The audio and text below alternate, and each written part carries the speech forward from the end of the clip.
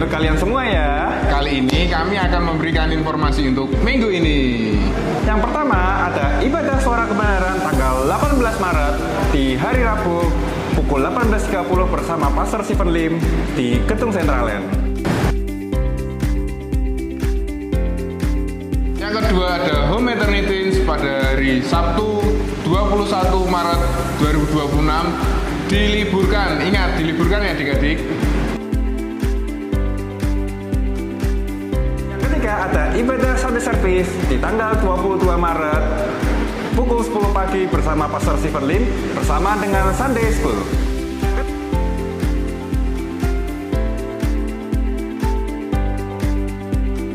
Bagi Bapak Ibu yang ingin memberikan persembahan bisa menggunakan kotak-kotak yang ada di sekitar gereja, juga di kiris depan Bapak Ibu.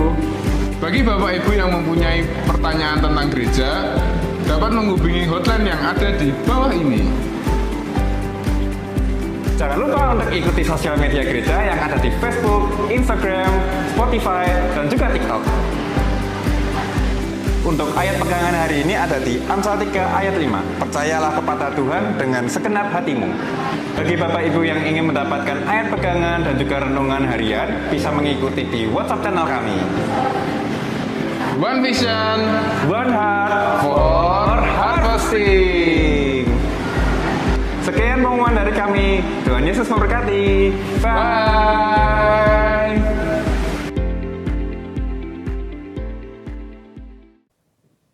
Bapak Ibu yang dikasih oleh Tuhan, apa kabar hari ini?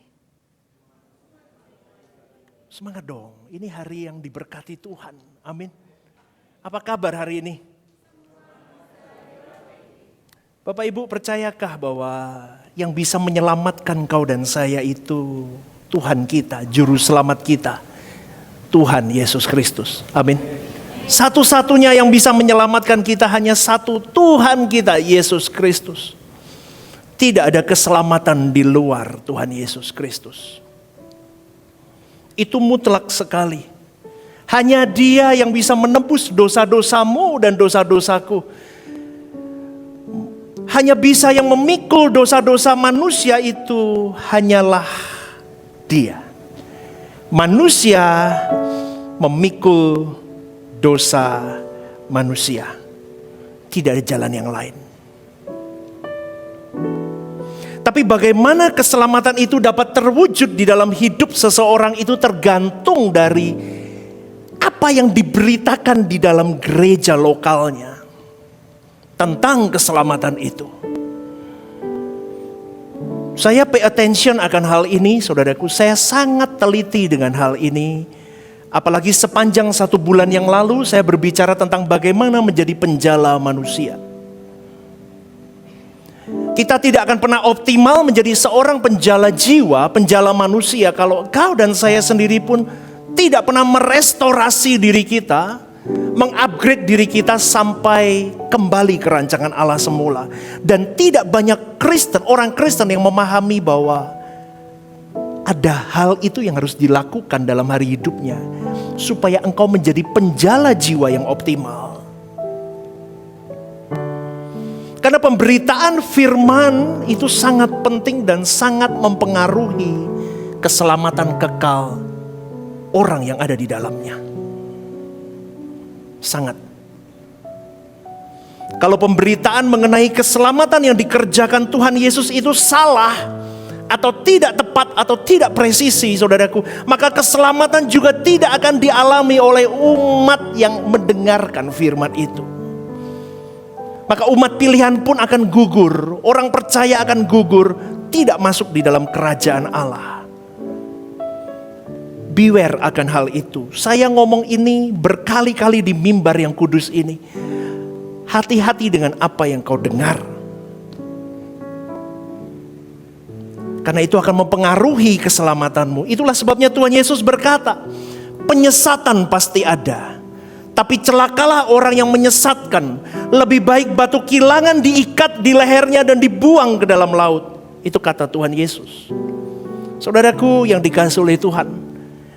Jadi pemberita kebenaran, pemberita firman dalam hal ini gereja lokal kita ini diperani oleh pendetanya. itu jadi sangat penting sekali. Saya berperan penting untuk mengantar jemaat di tempat ini, Rehoboth Semarang, menuju sampai ke rumah Bapa, menemukan keselamatan yang utuh, yang sejati, saudaraku. Maka beban itu berat sekali. Dimulai dari saya. Dimulai dari Stephen Lim. Kemudian diikuti orang-orang yang ada di bawah saya. Para ketua-ketua divisi. Diikuti oleh para aktivis. Baru diikuti oleh jemaat Tuhan. Amin, saudaraku.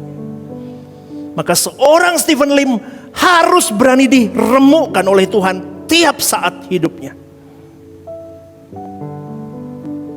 Kalau seorang Stephen Lim tidak berani habis hidupnya untuk Tuhan, dia tidak layak berdiri di tempat ini.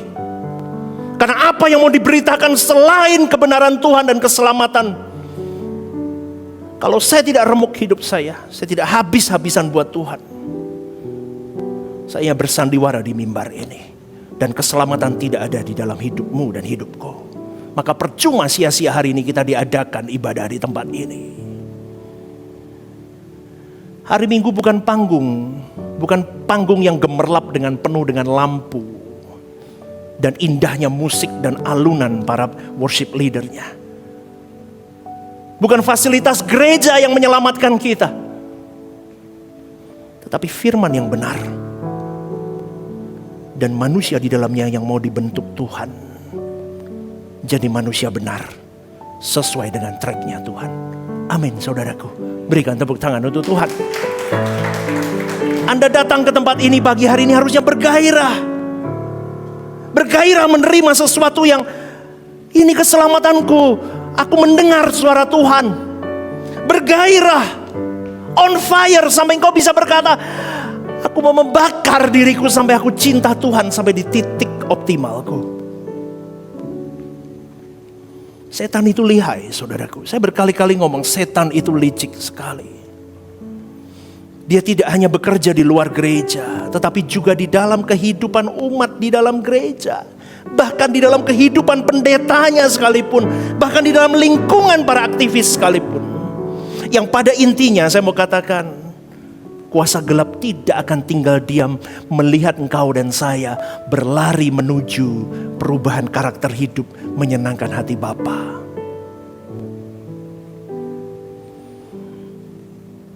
Maka bagaimana kita bisa mengenali penyesatan atau bukan?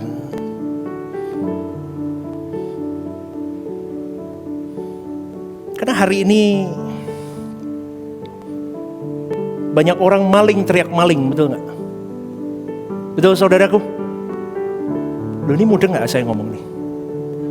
Banyak orang ngomong maling teriak maling. Yang palsu menuduh yang asli sebagai yang palsu. Di gereja ini ajaran jemaat Rehoboth Semarang, dengar baik-baik. Saya ajarkan yang murni. Saya berani mempertanggungjawabkan diri saya di kekekalan suatu hari nanti di hadapan Tuhan dengan apa yang saya ajarkan kepada kalian. Saya tidak ada tendensi apapun lagi, saudaraku. Saya sudah habis tanggung. Saya mau habis-habisan. Sekarang saya sudah mau habis-habisan mau bawa jiwa sebanyak mungkin. Doa saya tiap hari saya, Tuhan, saya minta jemaat Rehoboth Semarang yang sudah tertanam di tempat ini on fire. Semakin berani semakin militan. Orang yang belum belajar kebenaran yang murni aja dia berani militan sampai kayak begitu, saudaraku. Saya sedih kadang orang belajar suara kebenaran yang murni begini malah semakin tidak militan, berhenti di kognitifnya dia. Itu cara setan. Anda tahu tatanan kerajaan Allah. Anda tahu logos. Anda tahu kenosis. Anda tahu bagaimana menjadi corpus delicti. Anda tahu bagaimana hal-hal menyenangkan, memetakan hati Allah. Anda tahu siapa Roh Kudus. Anda tahu bagaimana Roh Kudus bekerja. Anda tahu siapa itu Yesus. Anda tahu secara detail. Tapi itu semua kalau kau tidak resapi dan kau tidak sungguh-sungguh renungkan, minta Roh Kudus hajar hidupmu, kau rendahkan diri, kau habiskan hidupmu. Itu hanya berhenti di sini. Bukan semakin militan, malah semakin menilai orang. Itulah kerja setan. Setan itu lihai. Kesombongan-kesombongan mulai muncul dalam hidup kita. Maka milikilah nurani yang bersih. Milikilah kepekaan, makanya duduk dekatlah dengan kaki Tuhan. Tiap saat diam di kaki Tuhan. Maka spiritualmu akan baik, spiritualmu akan naik, saudaraku. Perjumpaan dengan Tuhan itu akan membawa engkau sensitif, membawa engkau semakin peka. Ajaran di gereja ini lurus atau tidak. Kalau ajaran di gereja ini tidak lurus, tinggalkan gereja ini. Jangan di sini. Cari gereja yang membuatmu, mengajarimu dengan benar. Tapi kalau gereja ini mengajarkan sesuatu yang lurus, yang membidik hati Allah, yang membawa jiwamu konkret masuk ke dalam kerajaan Allah, kalau kau tinggalkan tempat ini, kau rugi, saudaraku. Karena hukum hidup yang saya ajarkan di tempat ini, kau dan saya sebagai orang percaya, hukum hidup kita adalah Tuhan Yesus dan Bapa itu sendiri. Amin, saudaraku. Itu hukum hidup kita. Di Injil Matius 7 ayat 21-23, Tuhan kita Yesus Kristus berkata, bukan orang yang berseru kepadaku Tuhan, Tuhan masuk ke dalam kerajaan surga, melainkan dia yang melakukan kehendak Bapa-Ku di surga. Tentu sebagai pelayan Tuhan, saudaraku, saya punya beban, saya punya tanggung jawab, supaya jemaat Rehoboth Semarang itu terbimbing, terbina, sampai punya kehidupan yang melakukan kehendak Bapa di surga.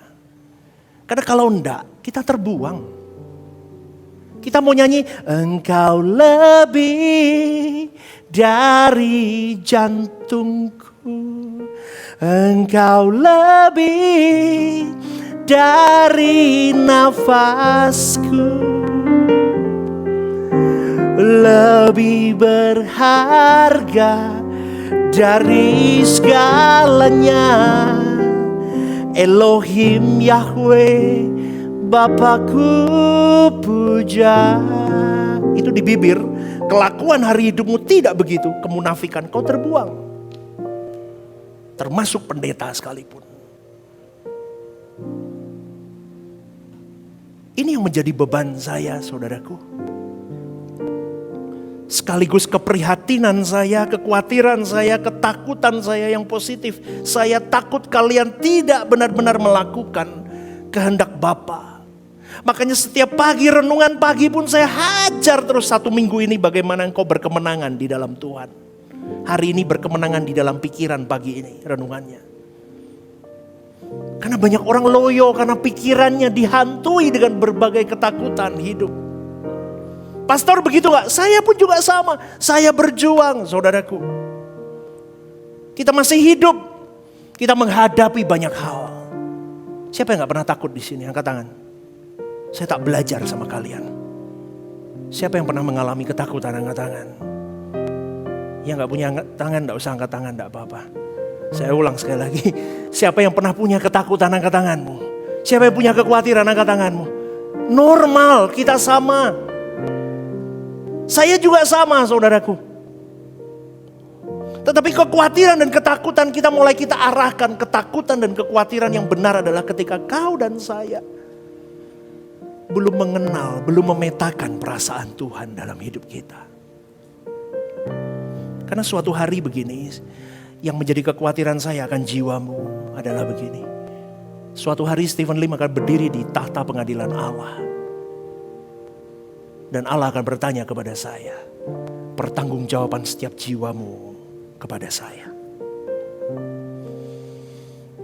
Maka saya ajarkan kepada jemaat, petakan hati Tuhan mulai hari ini. Amin, saudaraku. Amin, saudaraku. Petakan itu. Hari ini berkat terbesarmu apa?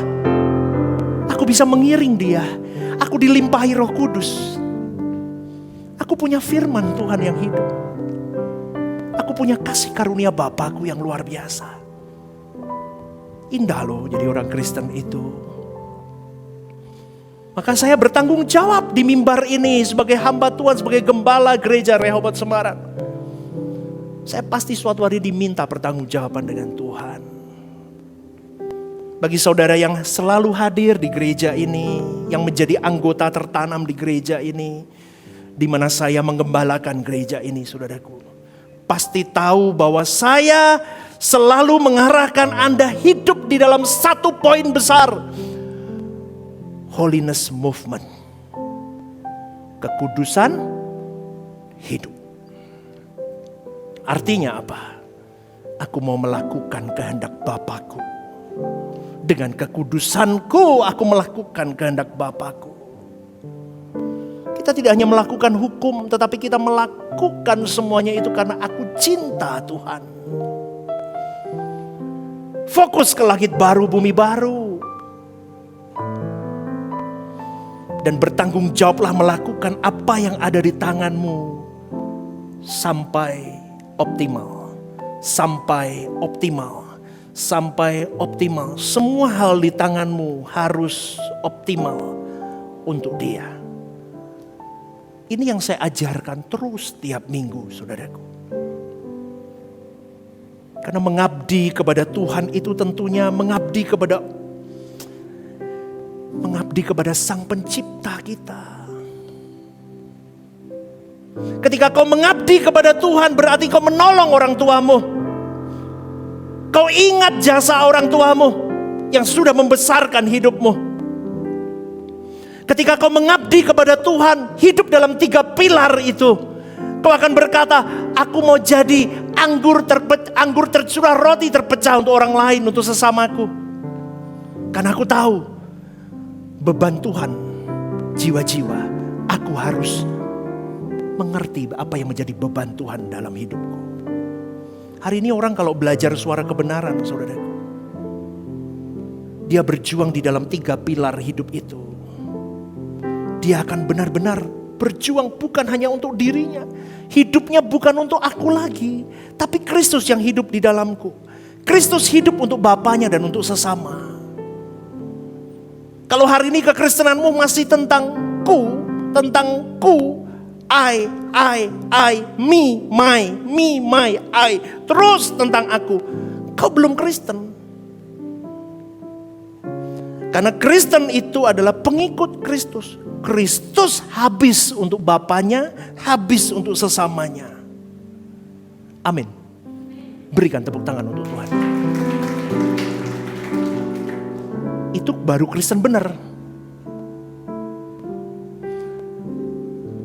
Dari pengamatan saya bergaul dengan banyak orang, saudaraku, khususnya dengan jemaatnya. Saya bisa melihat atau terbukti bahwa orang-orang yang tidak serius mengejar hidup berkenan di hadapan Tuhan, hidupnya keruh, saudaraku.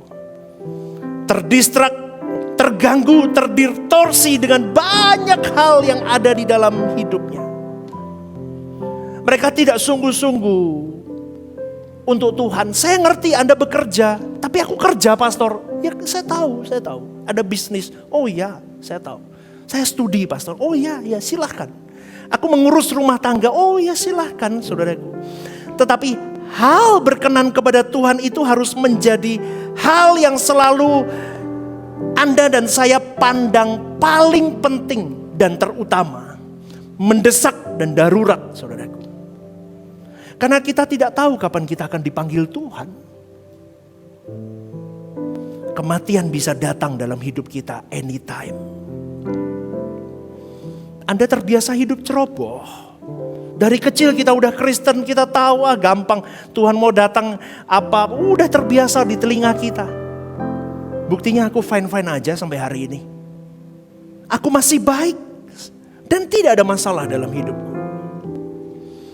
Anda lewati hari demi hari dengan kecerobohan, tanpa sungguh-sungguh memperkarakan hati Tuhan. Bahaya, saudaraku. Maka dari mimbar ini saya terus menyerukan ini saudaraku. Hiduplah benar di hadapan Tuhan mulai hari ini. Saya mengajak Anda, saya juga mengajak diri saya sendiri untuk semakin lebih. Sampai kita bisa berkata, aku mengasihimu Tuhan. Tidak ada lagi yang lebih penting selain dirimu. Bukan saya tidak suruh Anda bekerja dengan sungguh-sungguh. Orang yang cinta Tuhan kerjanya lebih dari orang yang tidak cinta Tuhan. Amin. Orang yang cinta Tuhan studinya apapun yang dia lakukan more than that, lebih dari orang rata-rata, itu pasti. Tapi yang membedakan adalah ketika orang tidak di dalam Tuhan dan mencintai Tuhan dengan sungguh, hatinya tertambat kepada dunia. Dia cari uang untuk kesenangannya, untuk memuaskan nafsunya. Tapi orang yang mencintai Tuhan, dengan segala kesibukannya, bisnisnya, apapun itu, dia diperhamba oleh Tuhan Yesus. Beda. Sama-sama punya uang, tapi dia memperkarakan uang yang ada di tangannya dengan hati-hati. Dia tahu ini adalah sebuah kepercayaan yang diberikan oleh Tuhan kepadaku. Ini bukan milikku, ini milikmu Bapa. Aku harus memperkarakan setiap talenta, harta, waktu, kesempatan, apapun, kepandaian, apapun itu. Aku perkarakan di hadapanmu. Maka jangan heran kalau Anda sampai hari ini bertanya ya, mungkin ya. Kenapa ya Kristenanku kok begitu-begitu aja? Aku udah puluhan tahun loh jadi orang Kristen. Tapi ya begitu aja stuck. Kesucian itu angan-angan. Gak pernah tercapai. Hari ini aku mau hidup suci, berkobar sungguh-sungguh. Besok jatuh lagi. Frustasi loh saudaraku. Siapa yang pernah mengalami ini? Coba renungkan di hatimu. Saya pernah, sering. Saya sampai di titik frustasinya itu sudah sampai di titik. Di kamar doa tuh saya bisa, saya bisa gitu loh. Saya orang gila saudaraku. Gagal lagi Tuhan. Saya sampai ngomong gitu loh. Bodohnya aku. Saya nangis. Ada satu lagu saudaraku, lagu lama. Bentar ya, saya gak hafal lagunya Bapak Ibu. Saya buka dulu. Hanya Engkau. Tahu lagu itu? Pribadi yang mengenal hatiku. Tiada yang tersembunyi bagimu, seluruh isi hatiku Kau tahu, dan bawaku untuk lebih dekat lagi padamu. Tinggal dalam indahnya dekapan kasih. Katakan hanya Engkau Tuhan.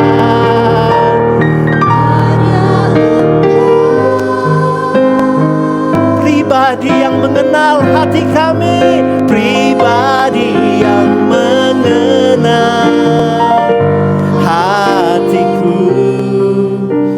Tiada yang tersembunyi bagimu, seluruh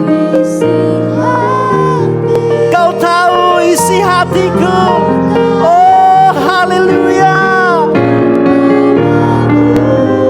Untuk lebih dekat lagi Bapakku, untuk lebih dekat lagi padamu.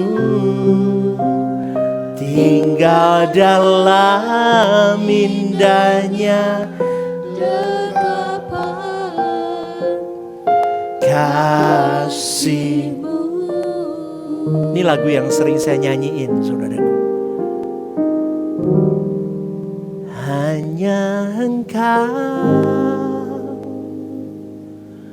oh, pribadi yang mengenal hatiku. Katakan, tiada yang sembunyi bagimu. Semua menyembah yuk. Seluruh isi hatiku Kau telah, oh haleluya, dan bawaku semakin lebih lagi Tuhan, untuk lebih dekat lagi padamu, tinggal dalam indahnya dekapan kasih-Mu. Beri tepuk tangan untuk Tuhan kita, haleluya. Saudaraku, seringkali kita stuck. Saya nyanyi begitu. Aku cinta Engkau kan, Tuhan Kau tahu kan hatiku. Tapi aku gagal lagi, Pak. Stephen gagal lagi, Pak. Aku gagal lagi. Aku ngomong salah lagi, Pak. Aku nyakitin hati-Mu lagi, Pak. Saya menangisi diri saya tak kunjung sempurna. Saya menangisi jemaat yang saya layani juga. Kenapa Kau tak kunjung sempurna? Kita stuck, saudaraku. Kita tahu kebenaran tapi kita stuck. Dan kita hanya bergelut di dalam kemunafikan dan itu melelahkan. Dan kita tidak tahu jawabnya, kenapa aku selalu stuck dan gagal begini. Kemudian kita beralih-alih berkata kepada diri kita, suatu hari Tuhan kasih momentum aku bisa berubah total. Tapi tak kunjung hadir. Kita menunggu perubahan itu dan perubahan itu tidak pernah hadir dalam hidup kita. Sampai kita menutup mata. Karena perubahan itu bisa kita alami kalau kita punya niat, saudaraku. Kristen harus punya niat berubah. Kita diberi kehendak bebas untuk memilih Tuhan atau memilih dunia. Setiap pagi kita diberi kesempatan hidup. Ada orang yang memilih mencari Tuhan dulu, ada orang yang memilih mencari dunia dulu. Pilihan niatmu di mana? Harusnya kau dan saya sadar kita harus membuat diri kita membara ke Tuhan. Harusnya kau dan saya sadar kita harus membawa tekad setinggi-tingginya di hadapan Tuhan. Pastor, kenapa khotbah hanya hal itu? Kau tidak berkhotbah tentang bagaimana memberkati ekonomiku, memberkati kesehatanku. I tell you, saya kasih tahu saudaraku. Cari Tuhan dulu. Maka semua akan ditambahkan kepadamu. Mau dekat sama Tuhan, Tuhan kasih masalah biar kamu semakin dekat. Tapi niatmu harus kau pancang terus semakin cinta sama Tuhan. Gembalamu ini orang yang melo sama Tuhan. Jujur saudaraku, saya begitu. Saya mau berpengalaman dengan dia sampai di titik-titik yang sulit sekalipun. Maka kalau kau buat dirimu terus membara sama Tuhan, kau tiup tiap saat, kau bakar tiap saat, sampai suatu hari nanti kau tidak perlu lagi meniupnya, itu sudah membakar hidupmu. Membakar cintamu sama dia sampai kau bisa berkata, kenapa aku mencintainya, mencintai engkau sampai begini Bapa. Artinya apa? Api kita semakin besar, semakin besar. Sebaliknya kalau orang yang tidak membuat hatinya membara cintanya kepada Tuhan, dosa akan mengelilingi, mengunci hidupmu saudaraku. Dan suatu hari nanti kau akan sampai di titik menghujat Roh Kudus. Artinya apa? Kau tidak lagi mampu menerima penggarapan Allah di dalam hidupmu untuk kembali ke rancangan Allah semula. Karena hatimu sudah keras. Kau duduk di sini, lembutkan hatimu. Biar setiap firman yang masuk itu menghujam, membentuk, men-shape bejana hidupmu itu menjadi tanah liat yang benar jadi bejana Tuhan. Kalau kau keraskan hatimu meskipun logikamu tahu ini ajaran benar. Tapi kalau hatimu sudah keras kau tidak akan berubah. Kau tidak mampu keluar dari ikatan setan itu. Contoh ya, orang yang terikat pornografi. Betapa sulitnya orang itu lepas dari pornografi.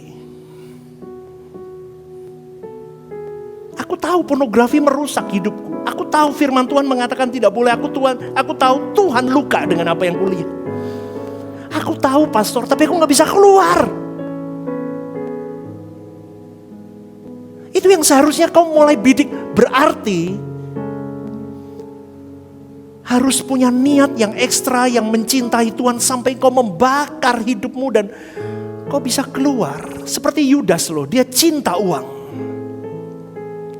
Dia tahu dia salah, akhirnya dia uang itu dilemparkan kembali. 30 keping perak itu. Dia marah. Tapi dia tahu dia salah. Tapi dia tidak mampu untuk bertobat. Karena sudah dikunci dengan kuasa gelap itu. Kristen hari ini banyak begitu. Dia tahu hidupnya jauh dari Tuhan. Tapi kau tidak mampu keluar dari ikatan itu. Ya udah aku begini kok. Itu kebodohan saudaraku. Karena kau dan saya difasilitasi Tuhan dengan Roh Kudus, firman Tuhan dan pribadi Yesus sebagai panutan hidup kita. Seharusnya kita mampu. Maka benar ada kalimat yang berkata, bagi Tuhan tidak ada yang mustahil. Tapi ingat, yang bekerja tidak hanya Tuhan, ada bagian kita yang harus kita kerjakan. Dua arah bekerja bersama. Maka ada perubahan dalam hidupmu. Jangan sampai irama hidupmu salah, sesat, dan menguasai hidupmu. Itu artinya kau hidup dalam kegelapan.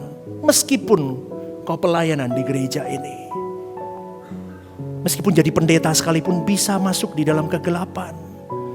Jadi kita harus membakar gairah kita di dalam diri kita sendiri. Kita berseru kepada Dia, tolong aku Tuhan. Jangan jauh dariku. Kau pacu itu, niatkan dalam diri. Maka itu akan terwujud dalam hidupmu. Saya bisa membayangkan ya kalau saya doa gitu ya. Saya ngomong gini sama Tuhan. Kalau aku menyenangkan hatimu Pak. Pasti kau tersenyum melihatku dan kau bahagia dengan anakmu ini. Bapak Ibu masa gak rindu akan hal itu? Betul gak? Rindu gak saudaraku? Enggak ya? Rindu gak? Kalau Anda rindu berjuanglah. Tangisi dirimu. Jangan lagi ngomong, semua ajaran sama gak sama. Saya ngomong dulu loh saudaraku. Semua sama, gak sama. Gak sama. Bidikan gereja inilah hati Tuhan. Dan jiwamu. Amin. Bidikannya dua, apa? Hati, Tuhan, dan jiwa kita. Beda. Maka di sini saya tidak peduli Anda mau kaya, Anda mau miskin, Anda mau punya anak, gak punya anak, Anda punya kerjaan, gak punya kerjaan, sukumu apa, rasmu apa, I don't care. Masa lalumu bagaimana, I don't care. Saya tidak peduli dengan hal itu. Percuma kau kaya sekalipun, tapi kalau kau tidak takut akan Tuhan buat apa? Anda mau orang pangkat, tidak pangkat. Anda orang hebat di luar sana atau tidak hebat. I don't care. Tapi yang saya pandang hari ini adalah ketika ada orang-orang yang bersih hatinya mau dibentuk. Tunduk kepada firman. Mau diajar jadi tanah liat yang dibentuk jadi bejana Tuhan. Yang nanti suatu hari ditaruh di pelataran Allah. Amin saudaraku. Pastikan itu engkau dan saya. Berikan tepuk tangan untuk Tuhan. Senang loh jadi anak yang berkenan di hadapan Tuhan. Wah, kita terhormat, mulia. Ketika Bapa berkata, Stephen Lim, kaulah anakku yang kukasih, kepadamu aku berkenan. Itu kehormatan di atas segala kehormatan hidup manusia. Kejar itu. Suara kebenaran hanya untuk membidik kita ke sana, saudaraku. Tidak ada yang lain. Jangan ribut dengan yang lain, ributlah dengan hidupmu kalau kau belum bisa dibanggakan. Tuhan, ketika kita bisa berlaku curang kepada pemimpin kita, tetapi kita memilih untuk setia, maka kita bisa membayangkan Tuhan mau melihat kita dan berkata, inilah anak yang kubanggakan. Amin. Ketika kau bisa berlaku curang atas pasanganmu, tapi kau memilih tidak. Aku memilih menjaga kekudusan hidupku. Disitulah Tuhan akan melihatmu dan berkata, kau anak yang kubanggakan. Amin, saudaraku. Ini yang harus kita bidik. Itu yang harus menjadi kerinduan Rehobot Semarang. Tapi ini tidak menjadi kerinduan banyak orang. Sedikit sekali orang yang punya kerinduan ini. Karena kebanyakan orang tidak mampu memetakan perasaan Allah. Karena mereka hanya memetakan perasaannya sendiri. All about me, not him. Rata-rata begitu orang dunia. Rata-rata begitu. Kau manjakan perasaanmu, kau petakan perasaanmu sendiri. Kau tidak pernah memperkarakan perasaan Allah. Kau sombong dengan apa yang kau miliki, seakan-akan itu milikmu sendiri. Saudaraku, ingat, memetakan perasaan Tuhan itu adalah primer dalam hidup seorang anak Tuhan. Yang lain bisa saya katakan itu hal yang tidak primer. Tetapi mengutamakan perasaan Allah itu adalah hal primer sebagai orang percaya. Saya simulasikan begini, kalau hari ini kau dipanggil Tuhan, pulang dari tempat ini, bam, terjadi sesuatu, kau dipanggil Tuhan. Saya tanya, apa yang kau butuhkan saat itu? Ketika ragamu tergeletak, tak bernyawa, dan rohmu keluar hari itu. Di momen itu rohmu keluar, apa yang kau butuhkan? Simulasikan itu dalam hidupmu. Atau kau sedang tidur dan di malam itu malam terakhirmu, tiba-tiba jantung itu seperti terhujam dan rohmu keluar. Bayangin. Itu bisa terjadi kepada kita kapanpun. Apa yang kau butuhkan ketika rohmu keluar? Hanya Tuhan, saudaraku. Betul gak? Betul gak, saudaraku? Hanya Tuhan. Kau punya apa, kau bisa bawa itu? Gak bisa. Hanya Tuhan. Tapi Tuhan itu unik. Dia tidak memaksa engkau dan saya untuk berbuat sesuatu untuk Dia.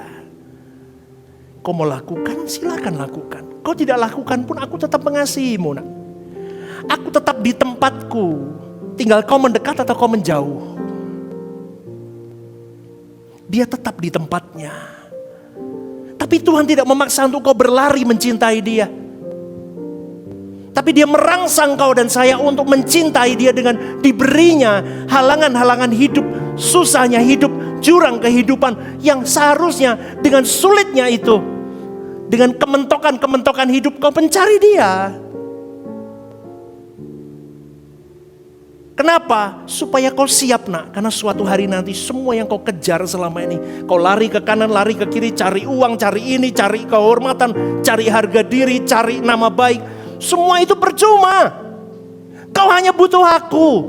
Ketika rohmu melayang keluar, kau butuh aku. Bukan butuh itu semua dan itu kau tinggalkan semua. Tapi tidak banyak manusia mempersiapkan itu. Maka pada pagi hari ini, saudaraku, sekali lagi, seberapa cepat kau berlari kepada Tuhan tergantung dari niatmu kembali. Kalau kau melihat kekekalan suatu hari nanti, semua kesukaan hidupmu hari ini kau tinggalkan, tidak ada guna, tidak ada arti, tidak ada arti. Maka fokuslah cari Tuhan. Kalau Tuhan tidak menyukai sesuatu kita lakukan, jangan lakukan. Amin gak ini? Sakit loh, sakit loh. Kalau Tuhan tidak suka kamu merokok, jangan ngerokok. Halo? Kalau Tuhan tidak suka kamu gibahin orang, jangan gibah. Stop. Saya katakan di mimbar yang kudus ini. Stop. Nyakitin Tuhan terus. Minta Tuhan tahirkan mulutmu. Kuduskan lidahmu. Stop. Kita mau sayang sama Tuhan. Aduh pastor, khotbahnya begitu. Ya memang begitu, ini standarnya. Kau banyak omong, kau banyak meleset. Jangan ikut. Kalau boleh saya katakan begini, apa yang Tuhan tidak ingin kita lakukan, don't do that. Jangan lakukan itu. Di Kolose 3 Tuhan berkata bahwa kamu sudah mati dan hidupmu tersembunyi bersama dengan Kristus di dalam Allah. Saya berpikir gimana ya jemaat, apa bisa terima pengajaran begini? Pendeta koyo uripe ning awang-awang kowe iki. Betul gak? Banyak orang ngomong begitu sama saya. Iki pendeta sikile napak apa ora gini-gini. Saya napak Bapak Ibu. Ini pendeta ngajarin apa sih ini? Saya ajarin kamu sudah mati di dalam Kristus. Artinya apa? Jemaat Rehoboth Semarang, jangan punya kesenangan yang Tuhan tidak ikut menikmati kesenanganmu itu. Amin. Jangan cuma amin, lakukan. Matikan itu semua.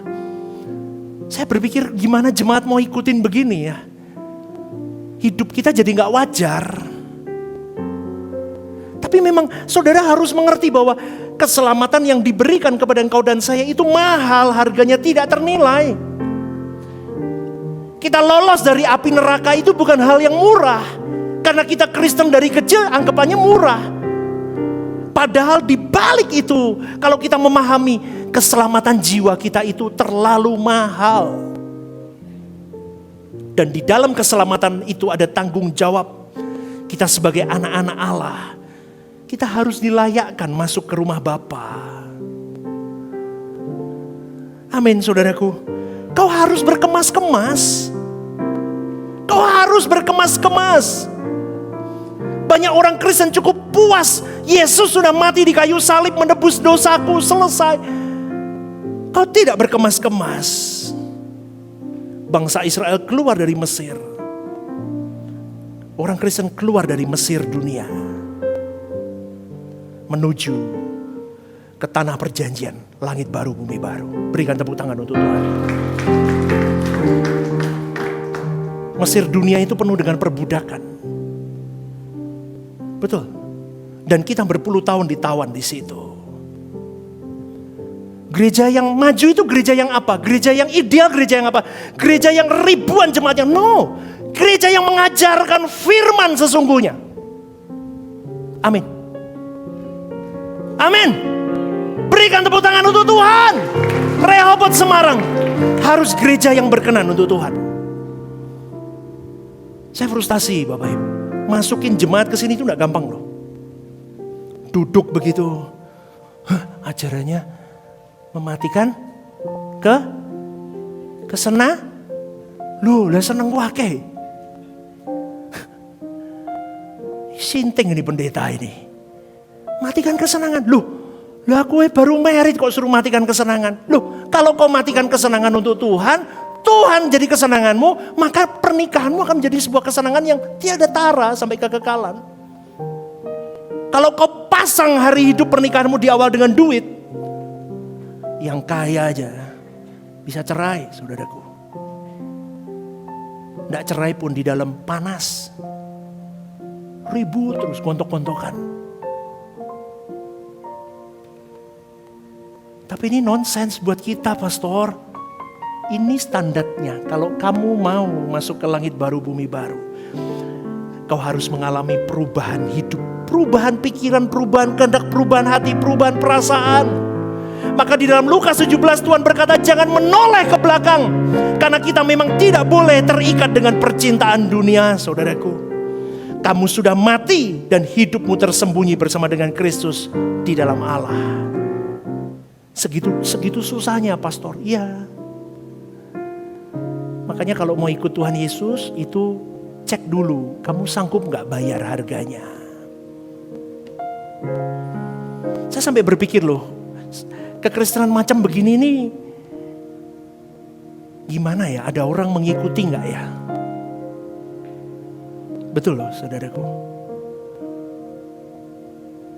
Makanya pemain musik itu kadang dari gereja-gereja lain dengerin khotbah begini, gak bisa kadang mereka.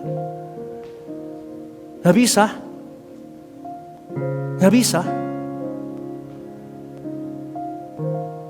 Orang datang pertama kali duduk, wah ora iso iki, khotbahnya mematikan dunia, mengeringkan daging. Itu harganya memang itu. Kristen itu harganya itu. Saya tidak kurangi, saya tidak tambahi, itu harganya.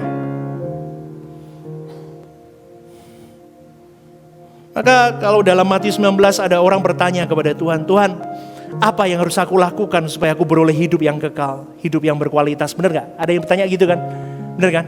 Terus Tuhan jawabnya apa? Ya lakukan semua hukum, jadilah orang baik. Waktu itu Yesus belum mati di kayu salib. Waktu mengatakan itu. Kemudian orang itu berkata, sudah kulakukan Tuhan, kurang apa lagi? Oh, ini kamu cari masalah, kata Tuhan. Ngerti gak? Gimana caranya aku ikut kamu? Oh, cari masalah ini orang. Itu seperti saya dulu cari salah. Cari gara-gara. Oke. Cari gara-gara. Oke, kalau kamu nanya kurang apa lagi, saya jawab. Berarti kamu mau ikut aku kan? Oke, kalau kamu mau ikut aku, jual segala milikmu dan ikut aku. Langsung lemes. Raiso. Raiso. Jual segala milikmu bukan cuma harta, tapi segala keinginan, kesenangan, semua cita-citamu left behind. Kau hanya ikut Tuhan. Maka Tuhan bertata dalam hidupmu, Tuhan pelihara hidupmu. Amin saudaraku. Beri tepuk tangan untuk Tuhan. Sebentar lagi saya selesai, saya tambahkan. Sayang saudaraku, saya buat cukup banyak. Gak apa-apa kan? Udah ngantuk kan? Tepuk tangan dulu dong sekali lagi. Haleluya. Berbahagialah orang yang cari masalah sama Tuhan. Yang membuat gara-gara.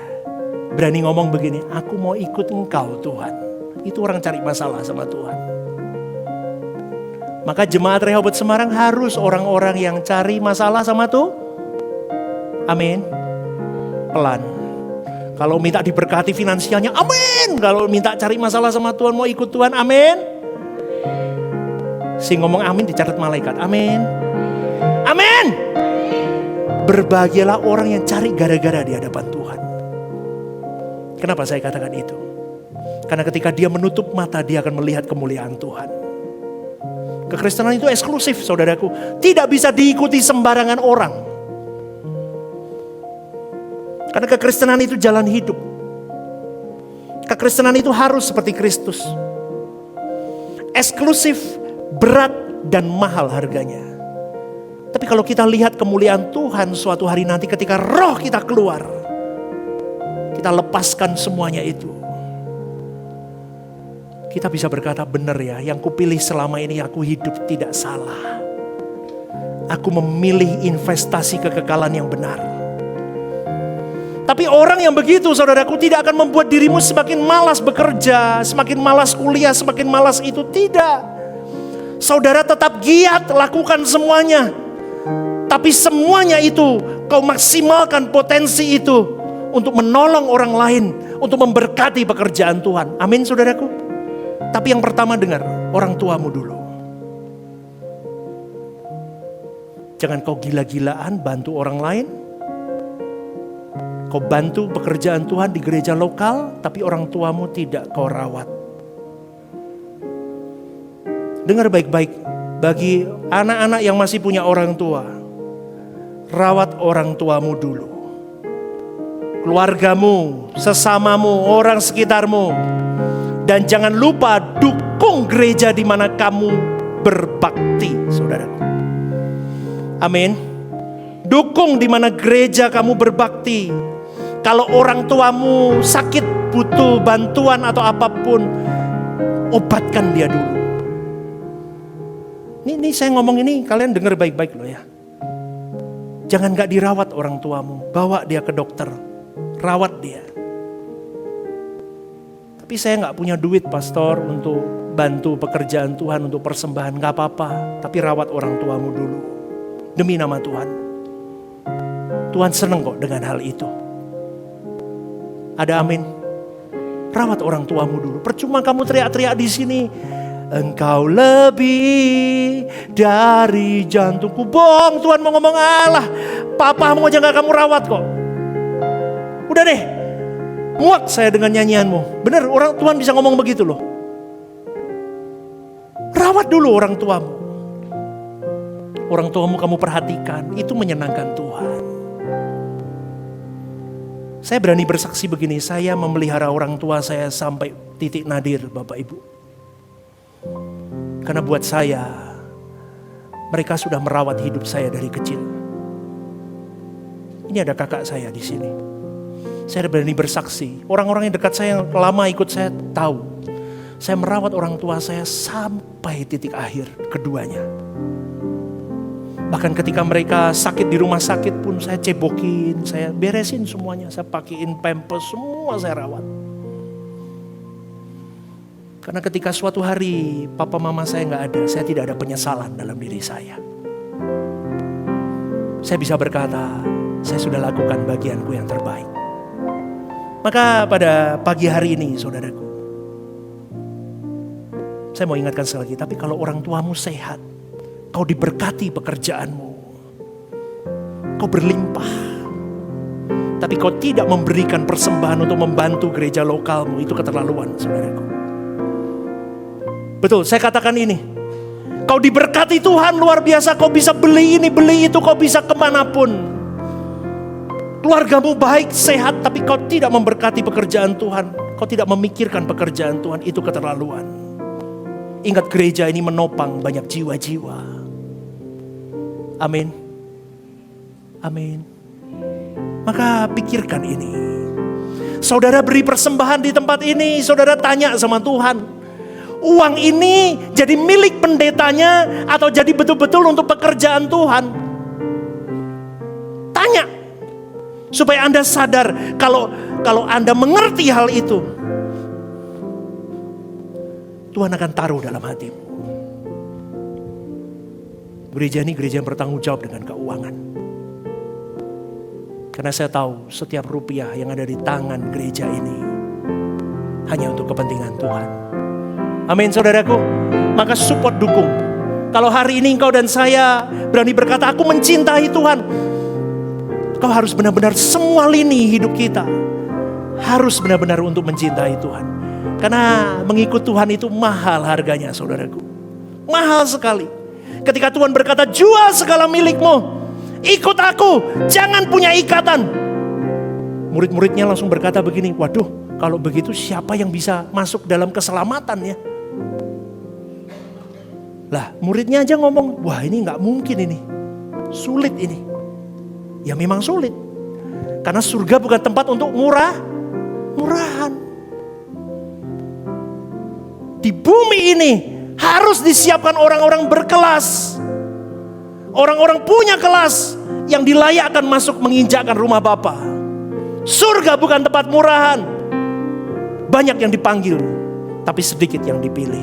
Dan pastikan itu engkau dan saya yang terpilih. Amin saudaraku. Berikan tepuk tangan untuk Tuhan. Ada diberkati Tuhan hari ini.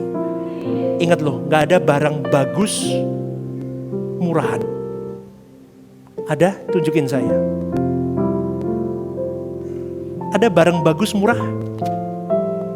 Duh, aku ngomong bahasa Indonesia mudeng pura sih. begini terus. Ada barang bagus murah? Gak ada. Surga itu gak sembarangan orang. Maka barakan hatimu untuk menjadi anak-anak kesukaan Allah. Sungguh-sungguh berseru kepada Tuhan. Apa yang kau ingini dari hidupku Tuhan? Aku mau hidup untuk menyenangkan hatimu. Tanggalkan semua kesenangan. Berlarilah kepada Tuhan. Lihat saksi hidup ini gembalamu. Tuhan tidak akan pernah tinggalkan hidupmu sedetik pun, saudaraku. Memang kadang kita frustasi. Kadang kita ada di titik-titik di mana kita mentok. Tapi percayalah itu Tuhan mau naik level lagi sama kamu. Ayo naik lagi nak. Tambah berat Tuhan, ini naik lagi. Sampai engkau bisa mengalami Tuhan sampai di titik maksimal. Kiranya pemberitaan firman hari ini menjadi berkat untuk kalian semua.